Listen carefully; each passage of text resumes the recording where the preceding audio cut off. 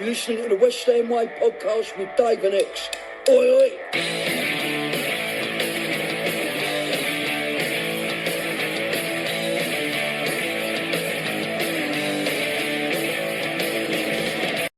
So, X, obviously a very disappointing result again. It's another top six side or a big six side that we seem to be struggling with again. What was your thoughts on the game, mate? I'll take it you were up there, weren't you? Yeah, Dave and I went to the game, and it was a really hard one to sort of critique, really, because we lost, obviously. That's the bottom line and the most important thing. But we played well, particularly in the second half. I thought we had a strong performance. The keeper played really, really well. Annoyingly, made at least 2 or 3, world-class saves that stopped us getting back into the game. And, you come away a little bit frustrated that you haven't got at least a point. The problem is, we're doing this quite frequently, and it comes to a point where you're going to have to stop moaning about your luck and actually converting these chances into points, because you can't keep saying, we were unlucky. At the end of the day, the table doesn't lie. So it's a bit of a frustrating one, because yes, we were unlucky, we should have got a draw out of it, but we can't keep saying that. We've got to start taking our chances more. So yeah, I thought we played well. Yes, I was disappointed not to get a point, but we've got to start thinking about how we're going to turn this luck now. Absolutely. I think you're dead right, mate. I mean, as you say, we can't just keep blaming it on luck. And also the other thing as well, it does feel like we're sort of tying into this. Well, it's still very early in the season. Well, I don't think really it is anymore. We're a fair way in now, and it just seems to be like a bit of a pattern here. And do you know what, mate? This was a game when we really, on the face of it, you're playing Manchester United, and we've had 2 very good seasons. We're in European football again. And I don't know about you, but I was never really confident going in. And that's that's a bit of a worry for me. It's almost as if like there's a bit of a tone been set for this season that we're just not going to be able to beat these bigger sides, and we're just going to have to get our points against lower opposition. But frustrating. And that's the way it should have been. I think sometimes we've got to take a look at the likes of Leeds against Liverpool, Brighton against Chelsea. There's been other examples throughout this season. I think, was it Palace against Man City? I can't remember now, but there's been examples. Brentford battered Man United. I know that was at the start of the season, but you've got to take a look at some of these games. Now Liverpool is another one with us, and you've got to think these teams, yes, they're the big clubs in the league, and yes, they're the ones that have got the success. But at the moment, particularly the likes of Liverpool and Manchester United, they're not performing as they probably can do. And these are the perfect times to be playing them. As Leeds, Leeds proved. They went to Anfield and they got a result because they went for it. And I think it's what I find frustrating at times is that we don't go into these games from the off. We start slow. We always seem to start slow in these games, and then we seem to pick it up in the second half. And that for me is frustrating. When you're chasing a game as well, I've got to question whether taking your number one forward, your target man, off is the right move. Yes, he was on a yellow card, and yes, Manchester United were probably doing their best to get him sent off, but you've got to trust an Italian international to be able to handle himself. I'd have brought on Antonio and played him up front with Scamacca. When you're chasing a result, I don't understand why we don't attack more. And I find it a bit frustrating that these teams are off form, and we're not giving them more of a game. Yes, we did play well, and yes, it's hard to grumble too much when we played that well, but ultimately we've come away with nothing again. And I think we really, really should treat these games like we do the home games and just treat them and go out there to win. We've got a track record, we've got a track record of losing to these teams. So it's not like us going defensively and changing it has worked in the past. We haven't beaten, and David Moyes hasn't beaten in I can't remember the statistic now, so many games. Yeah. So it's not working. So we might as well try something different. We might as well try and attack these teams. And I think we've wasted opportunities at Chelsea, at Liverpool, and at Manchester United now, which is frustrating. And like you say, it's a bit frustrating that we aren't doing that, because we've got the players to do so. We've got good players now, so let's stop giving these teams so much respect. Let's see ourselves as the same sort of standard as Manchester United now. Let's not look at Man United away and think, oh, that's a tough fixture. Let's look at them and think, well, actually, they've had a lot of off-the-field issues this season, and for a number of seasons now, they're not doing that well in the league. Same with Liverpool. Let's treat them like we would if we was going to, I don't know, like Everton away or a club like that. Let's treat them as a team that's beatable. And at the moment, we just don't do that. And I'm not going to sit here and slate the team or slate Moyes because I'm still happy with where we are and where we've come from. Absolutely, but it's just. If you wanted to critique the performance, that is something that is frustrating, that we don't seem to capitalise when big teams are off form. Absolutely, and I suppose then as well, that's the right way to look at it, because we are frustrated because that's natural with football. We lose a football match, it's always doom and gloom. We know that. If we'd have got a point at Old Trafford, we'd now be buzzing. Yeah.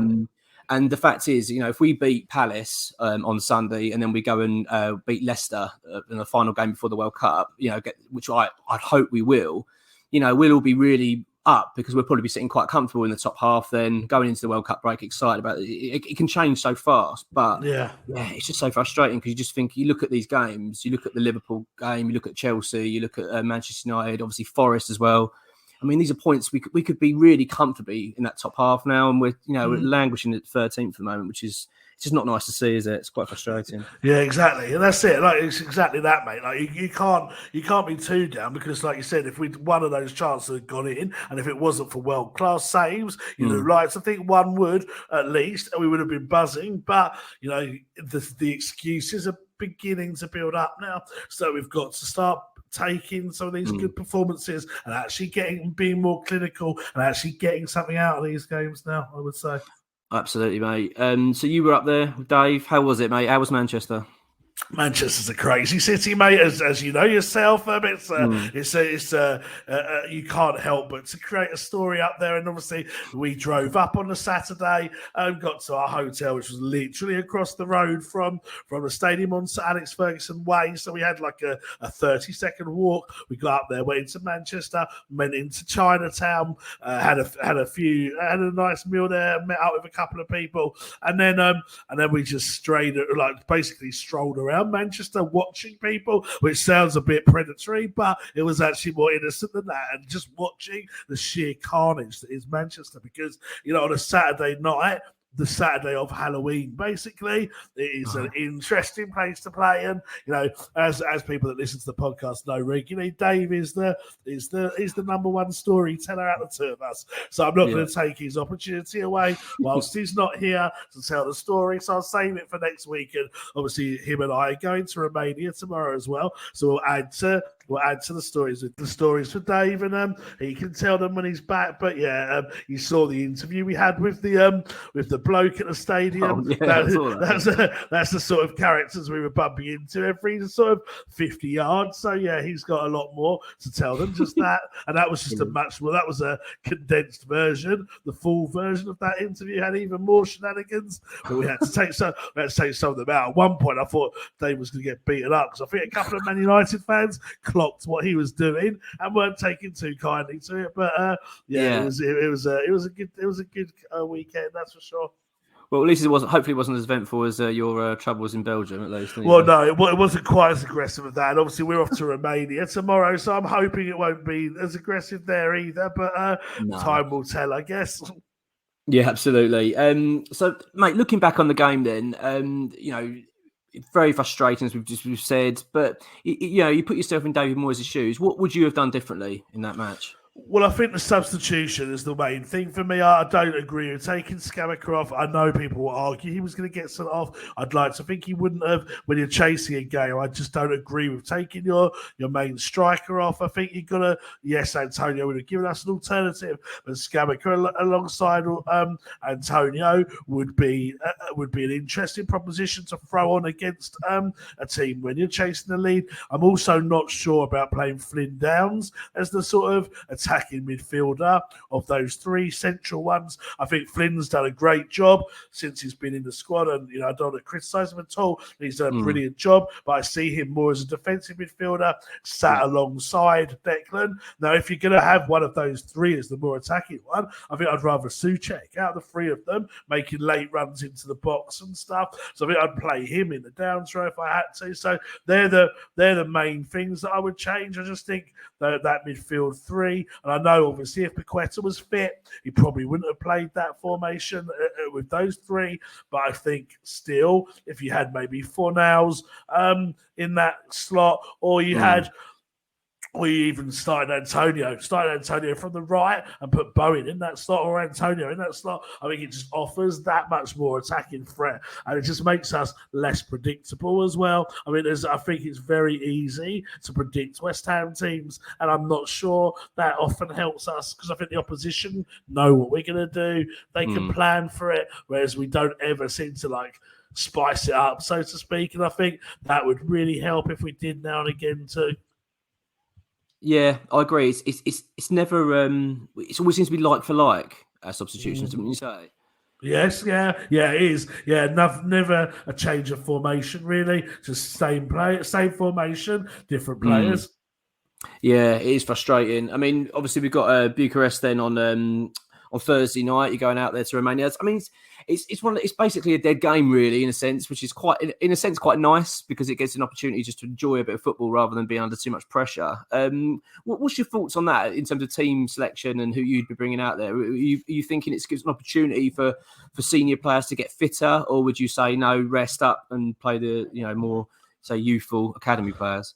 Yeah, often Dave and I debate this. I'm more on the side of having a blend between the two because I just remember when Sam Allardyce played all those youngsters in the FA Cup against Nottingham Forest that year. Yeah, we got battered and it did no one any good. Knocked out the FA Cup. I know that can't happen tomorrow Thursday, but knocked out the FA Cup. And a lot of those youngsters' confidence was absolutely destroyed and they never went on to really achieve anything in the game. And I think it's risky doing that, just throwing a load of youngsters out there, and so I would have a blend, and I also think it's an opportunity to get match fit some of the players that haven't been able to play. So 100% I'd play Gued definitely to build up his match fitness. I'd play Ogbonna because Ogbonna's not really been able to start a league game yet, so I'd play Ogbonna. I'd play Connor Coventry definitely. I'd probably play Lanzini, keep him get some fitness in his legs. I'd probably play Shafal, maybe try and get him up to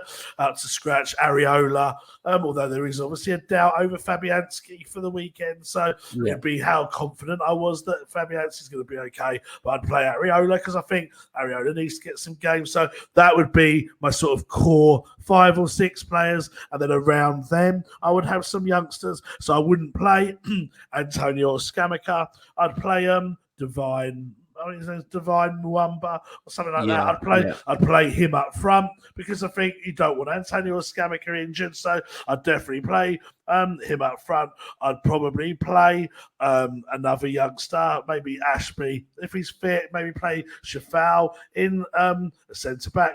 Sort of right centre back role, and then maybe have Ashby as the right back. I'd give a couple of these youngsters a chance to play, but I'd have a blend. I wouldn't have a whole squad of youngsters. And I think if you're bringing senior players out there, there's no point bringing senior players out there and then sticking them on the bench because the game doesn't matter anyway. So if you're going to make those players travel to Romania and then travel back all before Palace, then the intention should be that you give them some game time. I think you leave the likes of Declan Rice behind. You leave obviously Fabianski, Antonio, Scamacca. You leave Bowen. You leave like maybe Souček. You leave a lot of those players. Zuma. You don't take them anywhere near it. You say right, day off, and you just rest up for Palace. But those fringe players, I think you need to give them some miles on the clock. I totally agree with you, mate. I honestly, I'd be doing exactly that. Obviously, we've got them Palace on the Sunday. How important is this game now? I mean, we've got this. We've got 2 games left now in the league before the World Cup break. Palace at home. You look at it on paper and think, this is a winnable game. Is this a must-win for West Ham, David Moyes? I think must is strong, but it is very, very important. Very important. I think if we could beat, as you said earlier in the show, if we could beat Palace and we could beat Leicester before the break, it gives us a massive boost going into that period of time off. And it is from November the 12th to Boxing Day, so it's a long time to be stewing on those results. And if Moyes, let's say, heaven forbid, we do lose both those games, Moyes is going to be under continuous pressure throughout those those weeks and months to be able to turn it around on Boxing Day and then get some players in January. But if we win those 2 games, you add 6 points to the 14 points that we've already got. That will take us comfortably in the top half of the table, I would say, and they're not far behind the sort of challengers for Europe then. So, in that respect, in the grand scheme of things, it's not must win, but in terms of the season, you've got to be looking to be beating Crystal Palace and Leicester, given their form this season, particularly Leicester, but you've got to be looking to beat both of them, Yeah, I completely agree. Yeah, it's a big game, and as you say, possibly must win is probably a little bit strong, but you'd think now, the fact that these are games that we should be winning, really, especially in terms of where Leicester are and Palace are in the season. You'd hope we better get the job done. So let's really hope we do. A question that a lot of fans are asking about is a player that's been out for a little while now with this collarbone injury, Lucas Paqueta. I think that, there's been talk about him being very close to recovery. I think you've mentioned it yourself in your sections, X, and David Moyes have alluded to it. Would you be throwing him on against Palace on Sunday? Yeah, I think so. We've paid all this money for him now. I don't believe he's delivered quite as much as I would have wanted him to at this point. I think obviously that's a bit harsh, settling into the country and stuff. And he's had injuries that have disrupted it, but I would have expected a little bit more from him. I'm not saying I don't rate him or that he hasn't done some things. He has. I think he's actually randomly done the things I didn't think he'd do, i.e. tracking back, getting stuck in, working hard. He's done those things, but the things I thought he would do, as in like silky runs, great through balls, that sort of stuff, not so much. So obviously he's taking a bit of time to get used to the formation and the system and the country and the language and all those factors. But I think if he's deemed fit enough to be on the bench, then I would start him against Palace. We've got 2 games left. If you take out the European game and the game against Blackburn, which I wouldn't play, I wouldn't play him in either of those. But in the league games, I think he needs to play those and try and get us a couple of get us some goals. And he's going to be going to the World Cup for Brazil. He's going to want to get himself back into match fitness anyway. So hopefully he'll be playing with that sort of that energy to play. It's a real tricky one having this World Cup where it is, because if you're Paqueta, do you think, right, I want to get myself back in the West Ham team for these last few games, prove myself at West Ham, get myself fit, and go to the World Cup and then do brilliant for my country? Or are you in the back of your mind thinking, right, I've had a bit of an injury, I don't want to risk my World Cup place, I might sort of delay it a bit longer and say I'm not fit and then I'm ready for Brazil and that's my main priority? It's a tricky one, isn't it? I reckon different players probably have different mindsets, but I'd like to think Paqueta would want to play for us, but you never quite know with signings that have no affiliation to the club. Yeah, it's not bad. Do you know what? I haven't thought of that, but I mean, from what he said in terms of his, joy at being at the club and wanting to pay back that trust and all that kind of stuff, you'd like to think he'd be desperate to come and play. But with this World Cup does kind of throw that spanner, doesn't it? A little bit. They're thinking, I don't want to miss out on that tournament and I don't want to risk getting injured. But exactly. I mean, there's a few players like that haven't been publicised, as in, I'm not going to name them because I don't want to give too much away, but there's a couple of players that have been, playing through minor injuries at the moment that would potentially be going to the World Cup. And I wonder what's going through their heads. Take Zuma, for example. He went down against Manchester United, didn't he, holding his leg. And he thought, oh, God, that's him out for a while. And he limped for the remainder of the game. And then you kind of think, we know his knees are potentially dodgy anyway. Is he thinking, I'm worried about my, because he's 26, 27 now, isn't he? So like that. So he might not get any more chances to go to the World Cup. So, is it affecting them? I don't know. I have no evidence of it either way. I'd like to think not, but this World Cup does give more questions to certain players at this point of the season than it obviously has ever done in the past. Yeah, no, it's a good point. It's interesting, isn't it? It's an interesting take. Obviously, we've got the World Cup then fast approaching. And then soon after that, mate, it's your most favourite time of the year, the January transfer window. I know you can't wait for it. Yeah. I mean, obviously, you've got your section coming up, and you're going to have so many other sections in the future coming up regarding this. But in terms of January, then, in terms of with West Ham, would you be looking at this as a time to strengthen and push on, or do you think the investment's been made this summer and the squad's good enough and big enough to cope? I think they've obviously invested heavily, so I can't imagine that too many new players will come in. We're obviously looking, we'll move on. Mazaraku, I'd imagine at the end of the season, if we don't do before, Vlasic is apparently close to Torino. I've been so impressed with him. They're apparently close to actually triggering the deal now to complete him on a permanent basis. So that would give us a bit of cash as well. If you got maybe an offer for Randolph, I mean, you're not going to get much, but you might, if you got an offer for him, that would free up, you're talking around maybe 15, 20 million for all of those players, plus throw in another 20 million, 30 million, maybe 50 million.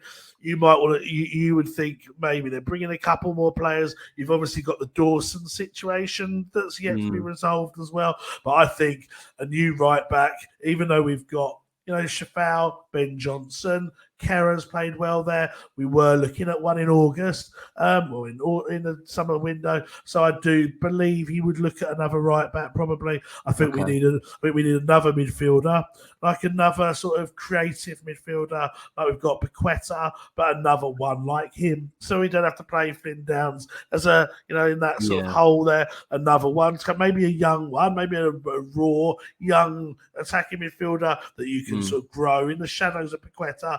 But I think we've got to look at the fact that Lanzini is coming towards the end of his time at West Ham, I would say. I think Souček's underperformed. So you've got to have, I think, one more in the midfield there. And I would bring in another attacking player that can play up front or on the wings. Someone like where we've got Antonio and Scamacca. I think another option would give us a bit more diversity in what we could do going forward. So I'd look at another attacking sort of winger stroke forward. I don't think we'll sign that many players. I don't think so. That's not like me predicting. That's what I would do if I had the money, but I don't think we will. I'd be surprised if we brought more than 2 players in. And even 2 might be a push, but we'll see. Yeah, I mean, as you say, I think I agree. I think it'd be a bit of a stretch us doing that, but it'd be nice to get at least 1 or 2 in, just because just to freshen things up and give everyone a little bit of a buzz. Because I do think it does have that impact, even with the fan base. And the World Cup is often a time where you sign those sort of players that no one's really talked about, but then they have a great World Cup and suddenly shoot themselves into the sort of public eye. There might be a couple of those that you could pick up from a less fancied nation, for example. You might be able to pick up a couple of bargains there. I don't know off the top of my head what African teams have qualified, but often African teams do well in World Cups, and you see a couple of players from there that you think, I've never really heard of him before, but he looks pretty decent.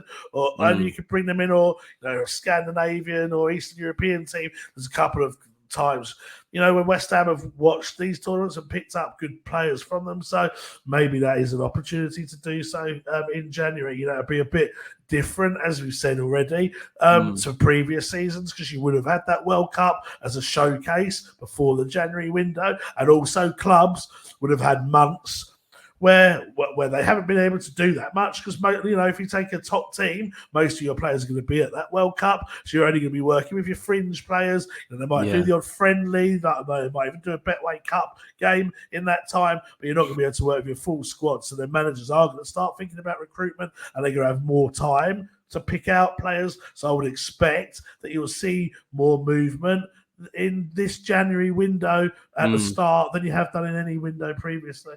Yeah, no, that's not a bad chat at all, mate. Not a bad chat at all. Right, mate, it's that time again. Okay, mate, what have you got for us?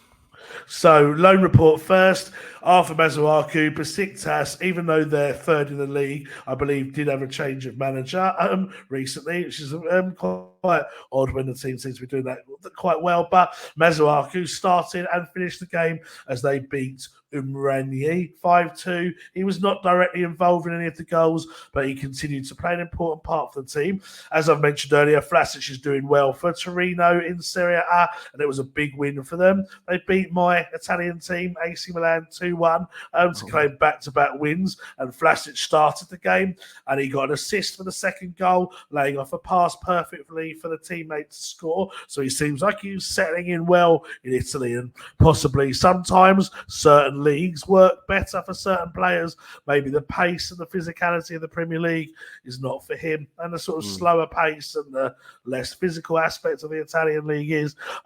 Into Denmark, Nathan Trott, his team won 5-4, but he was not involved after he got a red card 2 games ago. Vigil, which is the team, I think, were 4-3 down in the 92nd minute. They came back to win with goals in the 93rd and the 95th minute. So that was quite dramatic. Speaking of dramatic games, I don't know if you saw the Charlton versus Ipswich game. Amazing, the final goal scored by Charlton was George Dobson, who was an ex-West Ham Academy youngster and actually a good friend of mine, a really good lad. So I was pleased for George to get that that goal. He's promised to come on the podcast at some point, so hopefully we'll hear from him soon. Into the Championship, Armstrong, Oko Flex, Swansea sitting 6th in the league. He only got a minute last week, but this week he got 20 minutes to get action as Swansea were chasing the game against Bristol City. Bit of a rivalry there. Obviously, Bristol's quite close to Wales, so Swansea and Cardiff seem to have a bit of a rivalry with the Bristol clubs, and they had a bit of crowd trouble at that game, I believe. But game ended 1-1. Okay, Flex wasn't involved in the goal, but he was a bright spark when he came on. Over to Birmingham, who are 12th, and they played on Friday night. And it was a great night for Manny Longelo as he scored his first senior goal for in professional football. He cut in from the left and curled it in with his right foot, into the corner. He did then go on to give away a penalty, but it was saved by the former Norwich keeper, John Ruddy, and they ended up beating high-flying QPR 2-0. So it was a big result for them, and he seems to be a really popular player at Birmingham, Manny, so I'm pleased he's doing so well. Derby, 7th in League One. They won against newly promoted Bristol Rovers 4-2, but Anang hasn't played yet because he's still got an arm injury. Mipu Odebeku is at Port Vale. They're 12th. He started the game, but he was taken off with 15 minutes to go for a midfielder as they saw out their 1-0 win against Lincoln. Into League Two, Thierry Nevres at Newport County, who are 18th. He came off the bench for the last 20 minutes to help see out the game against Northampton. However, they came undone with a 93rd minute equaliser in that game. And Dan Chester's, last but not least, although sitting last in League Two for Colchester in 24th place, he was on the bench for struggling Colchester as they took on Stevenage. And it ended 1-1. He came on for the last 30 minutes, but struggled to make an impact. So that's the loan reports. Over to the news section now. As you mentioned before, Paqueta does have a chance to be fit for Palace. Aguerd, I think, will play on Thursday, but they're saying that they're not sure whether he'll feature in any of the Premier League games, possibly for Leicester, because they want to build up his Premier League fitness. So I think we won't see him maybe in the league. We won't see him start in the league before the World Cup. Can I ask you, X, before you carry on? Sorry, what just quickly, what was your thoughts on Paqueta? What was your performance when he came back? Do you mean Aguerd? Aguerd, yes, sorry. But Aguerd, Aguerd. I thought he played really well, mate, to be honest with you. I thought he looked pacey. I thought he looked composed. I thought he looked good in the air. I thought he looked like he hadn't been away. I thought he looked like he was fit and ready to go. I mean, obviously, we don't know they've got physios and sports scientists and everyone that work out how fit players are to play, but he didn't show me any signs of anything. He looked fitter than the likes of Zuma, Dawson, and Bonner do. Yeah, that's what I thought. So I thought it was good. But another player that's coming back is Ashby. He played for the under-23s at the weekend. He got 25 minutes with them, got a yellow card. And then, he got carded on the 25th minute, and then was subbed off on the 67th minute with the team 3-0 down. The under-21s haven't really started the season too well this season under Mark Robson, but he got action in, and he's also back in training. There's been a few photos dropped of the players that are obviously going to be featuring against FCSB, and he is one of them, and he was in training. And actually, I have actually been told the squad for that are going to be travelling to Romania. So I'll just read you out the squad that are actually going to be going to the game. I don't know the starting 11 yet, and I wouldn't say it even if I did, but the squad that are going are Areola, Randolph, Higuaín, the Hungarian keeper, and then you've got Naif Aguerd, Harrison Ashby, Caelan Casey, Regan Clayton, Vladimir Shafau, Connor Coventry, Flynn Downs, Michael Forbes, Pablo Fornals, Keenan Forson, Ben Johnson, Manuel Lanzini, Divine Mbamba, Angelo Ogbonna, Freddie Potts, Oliver Scales, Kamari Sawyer, and Lewis Orford. So as I said earlier, it is a real mixture of the experience and youngsters, and I believe that is the way to do it going forward. And obviously they'll travel tomorrow as well, and we'll find out more about the team hopefully on Thursday. But yeah, it looks like it's going to be a real mixture of players, which I think is the right thing to do. And yeah, that basically concludes my section for this week, mate. Excellent, mate. As always, thank you very much. Right, on to questions from our patrons, X. Okay, so this is from Raw420, and he said, the burger review got me thinking, what's the best meal you guys have ever had? All the gory details, please. I want to know about the ketchup flying on your Timberlands. We've all had that one meal that can't be replicated. well, this has nothing to do with me, so I wasn't there. This is purely for you. Excellent. Well, can you not think of that one meal that you've been out for, or your missus has cooked you, or your mum's cooked you, or whatever, and you just think, wow, that can never be beaten? Do you know what? Like, I'm a lasagna guy, right? That is it. Like, my mum's lasagna when I was a kid, that always springs to mind every time I think of a meal that I always want. You know, like if I had to have my last meal, eventually when I obviously do commit a horrendous crime, and I want my last meal, it'll be my mum's lasagna. What do you mean when you eventually commit? I'm sure you've got a few. Yeah, exactly. You'll be found out sooner or later. But yeah, I haven't got long. No, I think for me, do you know what? There's a couple of times I've had Indians at restaurants, and I thought, wow, that was amazing. I remember when Dave and I went to Leon the first night we were out there, it was just before we met you out there, mate. Actually, we picked this restaurant that was in the square, and it looked horrendous on the outside. You had to go through this dark alley and climb up these dark steps around the back of these shops. It was actually looked horrendous, but when you got in there was only like 6 tables. We thought, oh my god, what have we let ourselves in for? But that in itself showed the quality, because it was rammed, and because the restaurant was so nice, the food was so good, he didn't need to have more tables, because it was literally people were queuing to get into it, and it was so nice. We had about 6 courses. There's things like, it was really quite swanky. There's things like caviar and all that stuff, and I don't usually like that sort of stuff, but this was amazing. So that restaurant in Leon has got to be right up there. I actually worked in China for a couple of weeks when I was younger, and I've never had a Chinese meal as good as I've had a Chinese meal out in China. So some of those meals, like I do like a Chinese takeaway still, and Dave and I had a nice Chinese in Chinatown in Manchester on Friday, but it's never been able to replicate those meals in China. And another one, a long delivery time, that one, isn't it? Well. Yeah, exactly. Yeah. The other thing is, in Brazil, I went to Rio de Janeiro, and they have these things like, and this is going to be awful for the vegans and the vegetarians listening to this show, but they have these like steak houses where the meat comes out in front of you on like a sort of like a skewer thing, and they just carve it off for you right in front of you, and that's hard to beat, to be fair, as well. It's not bad. Yeah, you're making the lasagna sound a bit bad now. I'm really prepared to poor mum. Yeah. To be fair, my mum is also a good Italian food cook, so I do know what you mean. Her spaghetti bolognese is hard to beat, so I can definitely relate to your mum and the lasagna there. Maybe we have to have a swap. You have to come and have a meal with me and my mum, and have the spaghetti bolognese. I'll come and have lasagna with you. you and your mum. Yeah, exactly.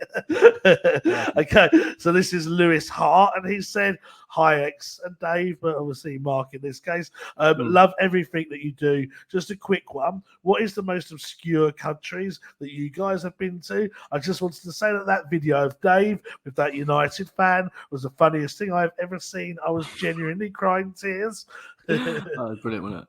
Yeah. Oh my god, I couldn't believe it when you put it. When I watched it, I couldn't believe it. I've got to be honest, that video, it's fantastic. Yeah, it was. We kind of got the idea. I mean, again, I want to leave Dave to tell the story, but we got there early and we were looking at things to do. So when we got there, we actually stood where the coaches appeared, but we were just too late to see the West Ham and the Man United coaches. But we did see people coming through that weren't playing. So we saw Anthony came through, we saw Wayne Rooney, and I kept saying to Dave, right, Dave, quickly interview them, because they were literally walking past us, and I'll film you or say something funny. I mean, thankfully, what Dave was going to say to Wayne Rooney, he didn't quite get out, bearing in mind Colleen was standing right next to him. So I'm quite glad that one didn't come out. But after that, we were like, we could get some quality content there. And literally, just after we'd done that Manchester United fan just wandered in from nowhere, and he was just like giving us like giving West Ham abuse and like singing all these like songs about cockneys and stuff. So we had a brainwave that this could be our way to subtly get revenge, and it paid off quite funnily, to be honest with you. And quite a few people were saying, "Oh, it's out of order picking on an old man like that." I actually asked him his age in the extended video, and he was 54. So, yeah, I know, yes, he didn't look particularly great for his age, but he's not that much older than me and Dave, to be fair. So, that's not right. So, he looked a little bit older. Yeah, exactly. Right. So, I know, he was actually just in a bad way. But, yeah, in terms of countries, obviously I've mentioned a few there. I've been to Brazil, I've been to China, I've been to Mexico. They're all pretty cool, but I think the most obscure one I've been to is Albania, probably. And I've been to Albania. I've been to Bulgaria as well, but I'd say Albania is probably the most obscure because I went to a Greek island. Can't remember which one, maybe Corfu, possibly, and you can get a boat day trip over to Albania. I thought, you know what, that'd be quite interesting. So we did that, and that was quite fascinating. I've been to the favelas in Brazil. That's an experience. I've been on the LA Gangs tour with Dave. That was an experience as well. So those sorts of things are probably the most obscure or wacky of places I've been to. Yeah. This is from West Ham Place, and they've said, "How's it going, lads? Luck often plays a big part in football, and in West Ham's case, it's often bad luck. But it seems as though the signing of Downs might be a bit of a brilliant luck, considering we never were really in for him, and Moyes wasn't exactly bowled over with the signing. So my question is, who have we signed who looked a bad signing and turns out to be a stroke of genius, and who looked to be a top signing and then flopped? Appreciate there's a lot more of those ones in recent times. For me, it's Dawson and Anderson. Still guts me that Anderson didn't make it. Anyway, keep it up, lads. Come on, you irons. And Dave, do you want some burger to go with your sauce next time?" A lot of him, yes. Yeah. Do you know what? Like, when I first of all think of the players that that are really impressed that I didn't expect to. I don't know if you remember Winston Reid's debut. Yes, Villa. Yeah, and he was so bad. Like, I mean, watching him, thinking it was like one of the worst debuts. I can't remember all the details of it. I can't quite recall everything that happened, but I remember walking away thinking, "Who the hell is that? Like, what have we got ourselves into?" And he's obviously turned out to be probably one of the best, one of our sort of most recent, recent history, on our best defenders we've, had. And I actually find it quite sad with Winston when you look back at it, because he kind of went away quietly and he didn't deserve it. He was just such a big player for us. And he's a player, mate, you should try and get on. I'd love to. I'd love to, mate. I'd love to. Believe me, we've tried. I really have. Yeah. He's the first one that comes to my mind with that. Have you got anyone that springs to mind? Considering I chose these questions, I should have thought about it a lot more. But there's a few, I seem to remember Mark Keller. Do you remember him, the French player? Like, we signed him on a free transfer. I don't think anyone really expected too much from him, but he ended up being a great signing. I remember signing Chris Powell, that left back, when we got promoted again. I don't think anyone expected too much from him, but he was very solid and helped us get promoted that season. Same with Nigel Reo-Coker, really. I mean, when he signed him from Wimbledon. He was just a young prospect. Yeah, he went on to be our captain, and we sold for 8.5 million. So I think Pardew picked up. Harewood's another one that picked up quite a few players in that time. Everington, another one that you didn't think. You're never quite sure how good they were going to be, and then they turned out to be brilliant. I mean, the obvious ones from West Ham's history that spring to mind, obviously Mascherano. You thought he'd be an absolute world beater, and couldn't get in the team for Mullins. Savio, signed him as this, German under 21. That was going to be amazing. And then he went on to. They gave him the number 10 shirt as well. Yeah, he did. Gave him the number 10 shirt. He went on to kidnap himself, or whatever it was. It was amazing. Yeah, exactly. Only West Ham could do that. Marco Boogers, ran away in a caravan allegedly. Florin Radicchoi went shopping at Harvey Nichols. This is why it's so easy to write books about West Ham, as David and I have done, because there's just so many carnage stories. Well, this is it. We were talking earlier about where we are now, and everyone's being, negative, and I understand because we've just lost, so that is typical. But when you look back, and this is not shamelessly promoting the book because I haven't actually read it yet, and I really want to read it. I'm looking forward to it. But when I was speaking to Sid about who's obviously the author of yourself and Dave on the book that you've released, you look back at the 90s, it was such a mad time, wasn't it? And it was so bad. Some of it was just horrendous. When you look back at it, it's remarkable. I mean, where we are now is just such a better place, even though we do like to moan still, but yeah. A million percent, mate. Like I said, the book was just so easy to write because every single season there was something, you look back and you just think, does that really happen at other clubs? And I don't think it does. I really don't think it does. And that's why it's so easy to write these books. We were talking about Paulo Futre, absolute world class. I remember when I saw him play against Coventry and Southampton. He came on as a sub against Coventry and he started against Southampton. And I thought to myself, my God, we've got a quality player. Bearing in mind, this guy had demanded he wouldn't play against Arsenal on the first game of the season because he wasn't given the number 10. I mean, that in itself. He wanted Monkeur's shirt, and because it couldn't be changed that quickly, he wouldn't play for us. I mean, that again is just West Ham to a T. And then he never played for us again. Oh, really? And he was class. And you think back and you just think, my God, there was so many. I mean, Lundberg. Whilst I didn't really expect too much from him, when you look at his CV, we should have got more from him than we did. And there's just so many players throughout the years. Yeah, far more. Kieran Dyer. Kieran Dyer. In about an hour. Yeah, well, that's it. Yeah, we paid something like in total for his 4 years or whatever it was at West Ham. If you include his transfer fee and his wages, I think he cost us about 25 million. And he didn't get one goal or one assist. It's just ridiculous. I mean, I hate to say it as well, but Sebastian Haller, as much as he then went on to do well elsewhere, and bless him, he's going for a lot at the moment. I'm glad he's back in training. But he, for the money we paid, didn't deliver. We got a £45 million, French under 21. Before I know he plays for Ivory Coast now, but at the time he was banging them in Bundesliga, banging them in the French and the Dutch leagues and stuff. Absolute quality by the looks of it, but it just wasn't right for West Ham. So there's just just so many over the years. It is actually much harder to pick out players that have turned out to be better than you thought they were. The only one that obviously jumps out right now is Dawson, isn't it? He's one that I don't think anyone was excited when he joined. I don't think there's anyone that thought this is a decent signing. I just thought I think Watford fans were laughing at us online. I think so. Maybe Snodgrass. When he first signed, people were like, "Oh, what's the point in him?" Loaned out to Aston Villa.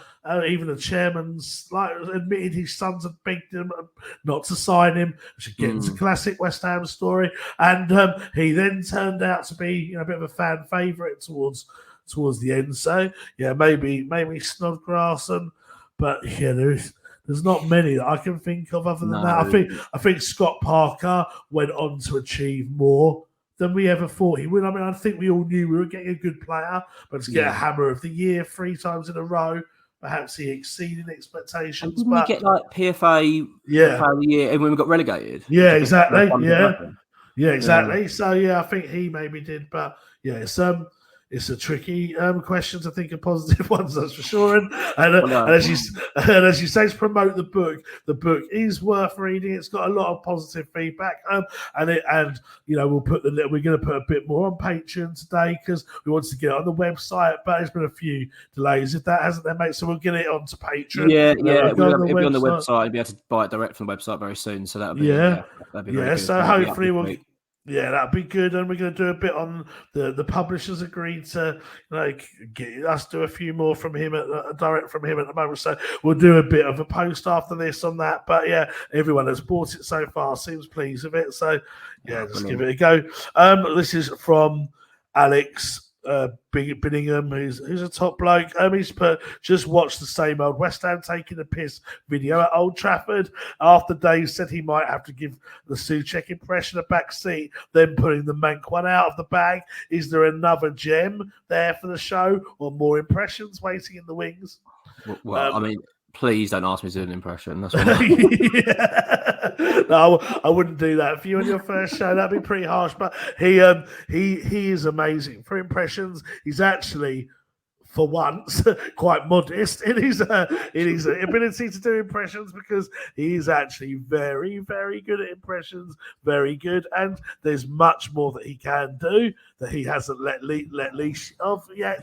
So, really? So I think there'll be more to come, definitely, and I'll try and encourage him, because it often needs me. Well, it often needs him to be drunk, which is I was going to say, it's not you, it's Lager, isn't it? Yeah, exactly. Most away games, and then I just need to get in his ear a little bit and encourage him, and he'll usually do it.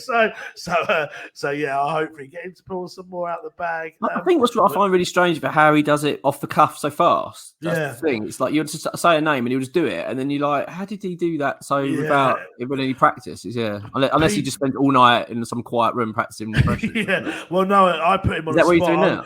Yeah, probably. Yeah.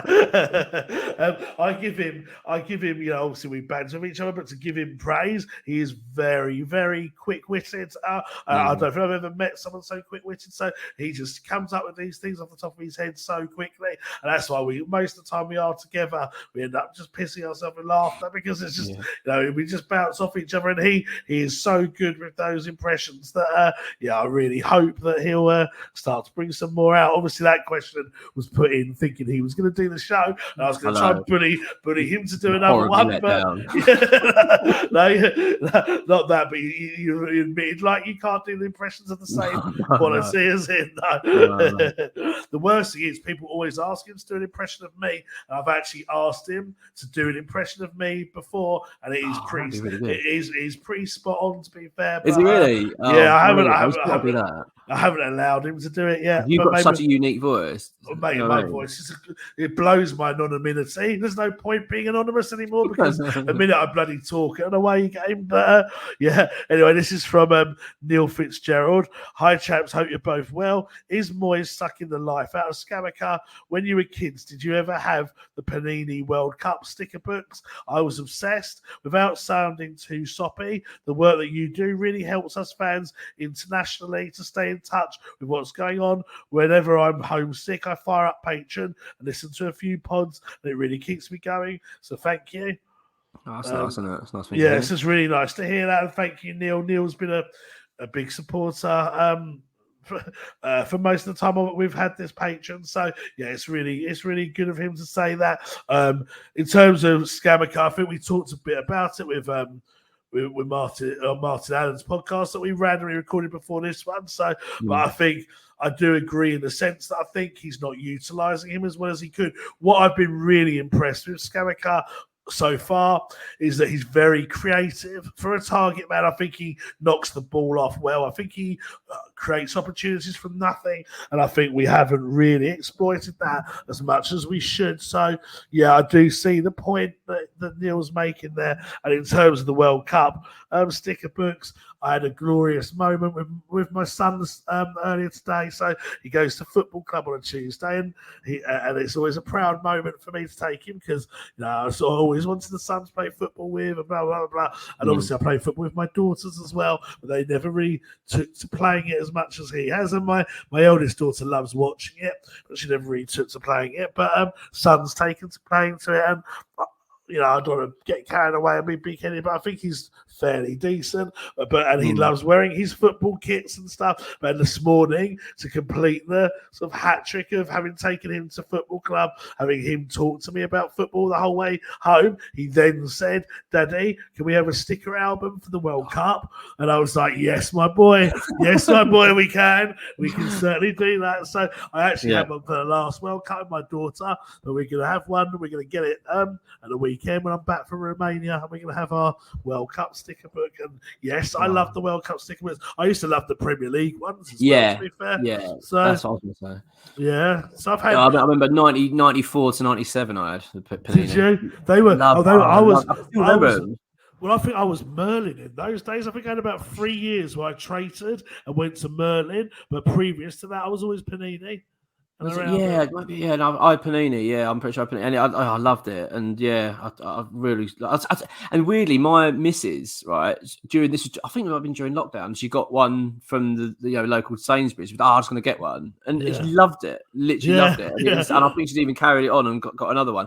And I'll tell you what I quite like about them: you learn about the players. Yes, exactly. You learn their names a lot better. 100%, mate. 100%. That's why I use it for the World Cup, because I think when you get the nations like South Korea and some of those countries that none of their players, or not many, players play in the Premier League, you need it almost as a sort of like a reference point for the World Cup. And like you say, you learn about the venues, you learn about the squads and stuff. So I actually think it's really important addition to the World Cup process. And I think it's exciting. Part of me is still contemplating whether I might go out for an England game to Qatar. I haven't quite made my mind up yet. I know I can't make my mind up whether I should or I shouldn't, because you may never come back because you get arrested. Yeah, exactly. Yeah, you get arrested for doing pretty much breathing out there, don't you? So I'm worried that I might not enjoy it. I certainly can't go with Dave. I mean, you never see Dave again if he went to Qatar. That would literally be the end of him. Like, West Ham might be gone. Yeah, exactly. Yes, I definitely can't go with him. So I'll have to wait. I'm weighing it up, but it's going to be interesting. But sticker albums definitely an essential. I actually had Premier League Merlin 195-96. It was like red and shiny, and I think it had Jamie Redknapp and Faustino Esprilla and maybe Ginola maybe on the front. And I used to get whatever sticker album came free with Shoot, really, because I used to read Shoot magazine, so it was whatever came free with that. And I suddenly found it in my parents' house without having a tidy up of my old bedroom. And this is literally I think this might have been during lockdown, and I flicked through it for memory's sake, and I had about maybe 70 stickers that were missing. So I went on eBay and I ordered all the ones I could, but certain ones like Man United's, club badge, and Newcastle's for some reason that season. No, actually not Newcastle. It was Man United and maybe a random player for Newcastle. They're not available. You have to literally pay hundreds if you want to get it. I'll tell you what, I'm going to go back to my mum's loft when I go back down to Essex, and I'm going to find that album, and I'm going to ring you up, and I'm going to say, how much? Exactly. Cut it out of your one and put it in mine. I'm going to be a rich man. I'm looking forward to it. Honestly, the Man U one was going for hundreds. I looked it up. So if anyone's got a spare Manchester United shiny from 95, please let me know. So this is from the guy called Tom, and he said, "Hi chaps, little quick fire question round for you." So it's like, what would you rather type questions. Okay, so win the League Cup or win the Conference League? Conference League for me. Yeah, same for me, because it gets you into the actually no, the thing that winning the League Cup would do the same, wouldn't it? That would get you into the Europa League, but I think it's a bit more prestigious winning the European trophy. And it'd just be nice, especially if do it before Tottenham and all that. It'd be great. Exactly.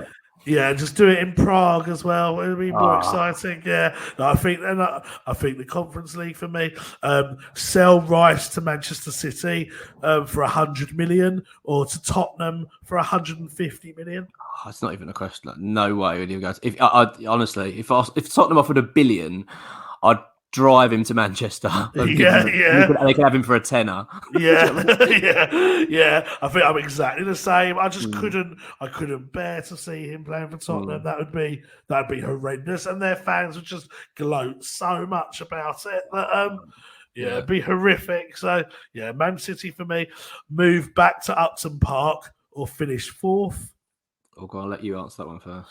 It's a tough one, this, because I was very much keen to move to the London Stadium because I thought it would give us opportunities like playing in the Champions League. So I was very much for it, and that was the whole sort of reason I could deal with moving from Upton Park, was to experience things like that. However, having moved to the stadium, and I'm assuming that will just be a one-off season, my match experience, and I don't hate the London Stadium like some people hate it. I actually don't mind it. I think in some ways it's actually better than Upton Park in some ways, but I miss Upton Park so much. And the memories I had at that stadium, and my seat and my view, the people sat around me, and my whole experience leading up to that game, even just to walk to the stadium and where we used to park and all that sort of stuff. But I think I would go back to Upton Park. It's a tricky one. I mean, I'm like you. I love Upton Park and got such incredible memories there. And but when I sort of realistically remember a lot of it as well, I remember the things that used to frustrate me. I used to really hate that station, that bloody the district line. It was just a nightmare getting out, a nightmare getting in. I'm kind of glad that's gone a little bit. And I do prefer the facilities at the stadium. I've got to be honest. Like, it's just a bit more space. It's just a bit more like, where it was I was in the East Stand, so it was so congested, so tight, really uncomfortable. But obviously, I still love it. I mean, if I could realistically, if I could go back, I wish they'd just redone that stadium, just tidied it up and made it a bit more suitable. But no, I'll be honest, I'd rather top four now. I think I've kind of moved on a little bit now. I'm quite happy at London Stadium, although it's not perfect. I think I'd take top four. Okay, fair enough. Give up Sunday dinners, like a roast, or full English breakfasts? I prefer a roast, I think, over a breakfast. I'm not really a big breakfast bloke, so yeah, that'd be my answer. What do you reckon? I'm really torn, because the one thing breakfast has is that often I use it as a hangover remedy. A big fry up in the morning. A fry up in the morning is usually the best thing to get you over a hangover. So if you took rid of that, you'd be taking away a medical solution for me for a hangover. So there's like a double meaning to it. The roasts, I love a roast. Don't get me wrong, I do love a roast, and my wife's very good at creating good roasts, and so's her family. So roasts have definitely gone up in my opinions since I was a kid, and so I am really torn. But I think probably I'd rather have the breakfast remain in my life. I think just. And your Christmas then. Your Christmas would be knackered. Yeah, exactly. Yeah, very true. Yeah, bit of bacon. So, final question. This one, Mark W. And Mark W. said, after yesterday's interview with a Man United fan, can Dave please do a Jim will fix it conversation between Mr. Saville and Thomas Souček, which obviously I don't think either you and I can step in and do. You stepped in and replaced Dave very well on this podcast and with Martin Allen, mate. So hats off to you. But I don't think I'm going to put you under that. So then try and do. I want to be on a high, not on a horrendous low. yeah, exactly. So I'll spare you the impressions, and we'll save it for the big man when he's back next week. And for those of you that are worrying where Dave is, he's just had a couple of things, as we all do in our personal lives, come up. That nothing too bad. He's coming to Romania with us, with me tomorrow. So, but he just needed a couple of days to sort a few things out. But that's why the podcast have been late. And we have both apologized for that, but sometimes, as said, we are both humans and we both have lives where things can come up and make these things difficult to do. But Mark has stepped in brilliantly, so you've still got the same content as you would have if Dave had been able to do it. The brilliant impression. Just minus the Souček and Jimmy Savile impressions. But he'll be back next week with some hope. Plenty of tales to tell from Romania. So and thank you, mate, for stepping in at such short notice and editing the show. So a very unsung hero this week with all of that, and to give you credit whilst you are on air and people are listening. Mark has done loads for the West Ham Way, obviously the face of the YouTube channel now. Also running the website as well. The website has moved on massively since Mark's taken it on board. We're now on News Now, which is huge for us. Got regular daily content, 3 or 4, if not more, articles going on there now. It's much more redesigned and a lot better. So, you know, there's lots of people that work for West Ham Way Patreon that do certain things, you know, like Theo and Dan and Sam, who does all the graphics, and there's a lot of people that have unsung roles, but Mark's definitely one of them. So whilst you're on air, and just to give you the credit that's due, and yeah, thank you for all you've done for us. Yes, mate. Thank you, mate. I appreciate that, and also to James as well, who's helped me with the website. He's been yes, of course, well, yeah, of course.